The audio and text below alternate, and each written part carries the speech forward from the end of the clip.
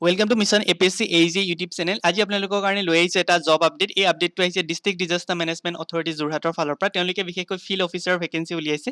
ইয়াতে field officer disaster মেনেজমেণ্টৰ যিটো vacancy হয় তাতে এডুকেশ্যন কোৱালিফিকেশ্যন হিচাপে যদি আপোনালোকে লক্ষ্য কৰে বেচেলৰ ডিগ্ৰী ইন ছায়েন্স আৰু ষ্টেটিক্সৰ লগতে যিসকলে ডিপ্ল'মা কৰিছে চিভিল ইঞ্জিনিয়াৰিঙত তেওঁলোককো কিন্তু ইয়াতে এপ্লাই কৰিবলৈ সুবিধা দিছে। চ' যিসকলে ডিপ্ল'মা চিভিল ইঞ্জিনিয়াৰিঙত কৰিছে বা আৰ্কিটেকচাৰত কৰিছে তেওঁলোকে এপ্লাই কৰিব পাৰিব। আৰু ইয়াতে কম্পিউটাৰ স্কিলছ বিচাৰিছে like MS Word, Excel, PowerPoint, internet uses, image et cetera. আৰু ইয়াতে যদিহে আপোনালোকে মিনিমাম এজ ক্ৰাইটেৰিয়াটো চাই 21 years আৰু মেক্সিমাম 35 years। আৰু ক'ত পষ্টিং হ'ব সেইটো লিখি থৈছে office of the Mariani revenue circle যোৰহাটত।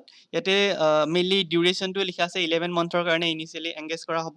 আৰু যিটো চেলাৰী হয় 28,500 ফিক্স চেলাৰী বেচিছৰ, অৰ্থাৎ প্ৰত্যেক মাহে 28,500কে পাব।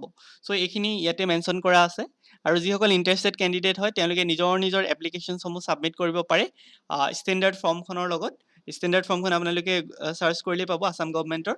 আৰু তাৰ লগতে যিখিনি বায়'ডাটা হয় আৰু গোটেই যিখিনি নেচেচাৰী ডকুমেণ্ট হয় SSLCৰ পৰা ডিপ্ল'মালৈকে সেই গোটেইখিনি জমা দিব লাগিব। মেইনলি ক'ত জমা দিব লাগিব সেইখিনি লিখাও আছে ডিষ্ট্ৰিক্ট ইমাৰ্জেঞ্চি অপাৰেশ্যন চেণ্টাৰত।